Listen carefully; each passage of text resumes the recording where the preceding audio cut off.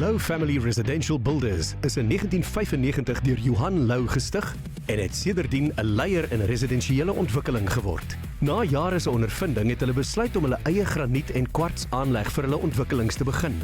Lou Granite and Quartz, asook Lou Quartz, want alles by hulle draai om die Lou familienaam. Goeiemôre, my naam is Johan Lou. Ek is die stigter en eienaar van Lou Quartz op Eisefontein. My dogter Jolandi, my suster Karen en my suster Lally is ons kantoorpersoneel. Haar man Guwie is ons werkswinkelbestuurder, my broer Morney is ons terreinbestuurder en Renier is ons verteenwoordiger op die pad. Lou Quartz is 'n familiebesigheid met familiewaardes. Ons bestaande hoëprofiel kliënte kan daarvan getuig. Ons teikenmark is hoofsaaklik groot ontwikkelings, maar ons dien ook graag die private sektor. Die besigheid bestaan uit 2 afdelings, naamlik vervaardiging en installasie en die verkoop van Kianga Quartz blaaie aan ander vervaardigers.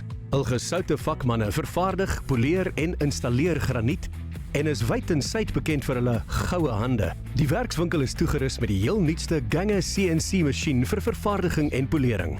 Maatplate word gedoen met die nuutste digitale ProLiner masjien ingevoer uit Nederland. Hulle het tans plus minus 400 jumbo slabs in 15 ontwerpe in voorraad. Teen Desember is die nuwe pakhuis klaar gebou en dan sal hulle tot 4000 blaaie in voorraad dra in 25 verskillende ontwerpe. Aflewerings word oor die hele gebied gedoen.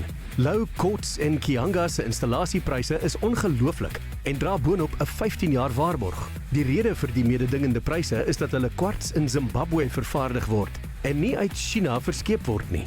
Hulle verkoop ook hoë kwaliteit polishing pads aan fabrikante teen ongelooflike lae pryse. Diens en kwaliteit is hulle grondbeginsels en hulle stel nuwe standaarde in gehalte vir die konstruksie en binnenshuise markte.